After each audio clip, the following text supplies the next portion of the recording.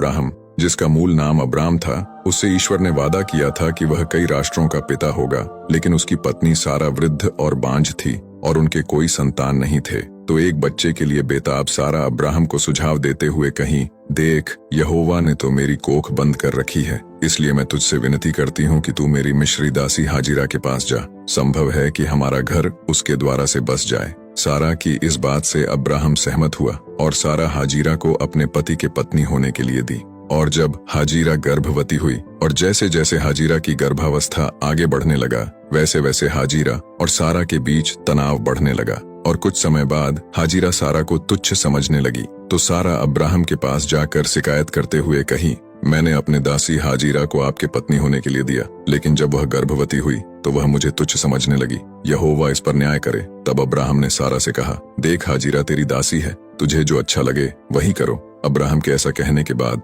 सारा हाजिरा को दुख देने लगी और उसके साथ कठोर व्यवहार करने लगी, तो हाजिरा वहां से भाग गई। अब्राहम सारा से दूर जंगल के शूर के मार्ग पर एक सोते के किनारे जब हाजिरा रो रही थी कि प्रभु का एक स्वर्गदूत हाजिरा के सामने प्रकट हुआ और स्वर्गदूत ने उसे अपने स्वामिनी के पास यह वादा करते हुए लौटने के लिए कहा कि तुम्हारे गर्भ में जो है उसके वंशज बहुत अधिक होंगे। और स्वर्गदूत ने यह भी बताया कि उसके बेटे का नाम इश्माएल होगा, जिसका अर्थ है ईश्वर सुनता है। और इश्माएल एक जंगली व्यक्ति होगा जो दूसरों के साथ संघर्ष में रहेगा, लेकिन वह एक महान राष्ट्र का पिता भी होगा। स्वर्गदूत के कहने के बाद हाजिरा अब्राहम और सारा के पास लौटी और जल्द ही इश्माएल को जन्म दी। उस समय अब्राहम 86 वर्ष का था। सालों बाद जब अब्राहम 100 वर्ष का था और सारा 90 वर्ष की थी, तो सारा ने चमत्कारिक रूप से इसहाक को जन्म दी। और जैसे जैसे इसहाक बड़ा होता गया तो सारा और हाजिरा के बीच तनाव फिर से शुरू हुआ और सारा को धीरे धीरे डर सताने लगा कि कहीं इश्माएल इसहाक का हक न ले ले। इस बात से डरी हुई सारा एक दिन इश्माएल को इसहाक का मजाक उड़ाते देखी, जिसे सारा गुस्सा से भर गई और सारा को इश्माएल को दूर भेजने का एक बहाना मिला जो वह तलाश रही थी।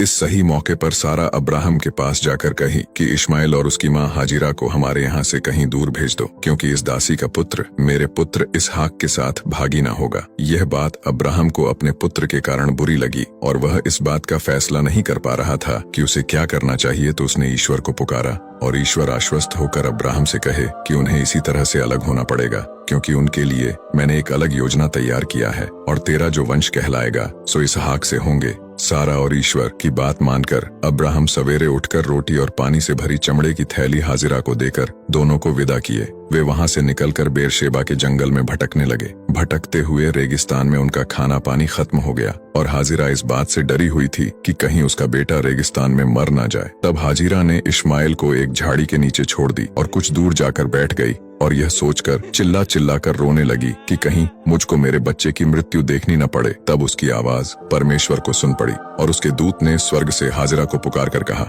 हे हाजिरा, मत डर, क्योंकि तेरी और तेरे लड़के की आवाज परमेश्वर ने सुन ली है। उठो, अपने लड़के को उठा और संभाल, क्योंकि परमेश्वर उसके द्वारा एक बड़ी जाति बनाएंगे। इस तरह ईश्वर ने हाजिरा की आंखें खोली और उसने पास में पानी का एक कुआं दिखाया। तब हाजिरा जाकर थैली में जल भर कर ली और लड़के को पिलाई। वह बड़ा हुआ और पारान नामक जंगल में रहते रहते धनुर्धारी बन गया और उसकी माता ने उसके लिए एक मिस्री पत्नी ढूंढी और उससे नबायोत, फिर केदार, अदबैल, मिबसाम, मिश्मा, दूमा, मस्सा, हदद, तेमा, यतूर, नापीश और केदमा उत्पन्न हुए। और इन्हीं के नामों के अनुसार उनके कबीलों के नाम भी पड़े, जैसा कि वादा किया गया था कि इश्माएल 12 गोत्रों का पिता होगा और वे इश्माएली कहलाएंगे। इश्माएल की सारी आयु 137 वर्ष थी, तब उसके प्राण छूट गए। इश्माएल की यह कहानी चुनौतीपूर्ण परिस्थितियों में भी ईश्वर की दया और वफादारी का प्रतीक है। हालांकि इसहाक की तरह इश्माएल वाचा का पुत्र नहीं था, फिर भी परमेश्वर ने इश्माएल को एक महान राष्ट्र का पिता बनाकर सम्मानित किया, जिससे अब्राहम से किया गया वादा पूरा हुआ।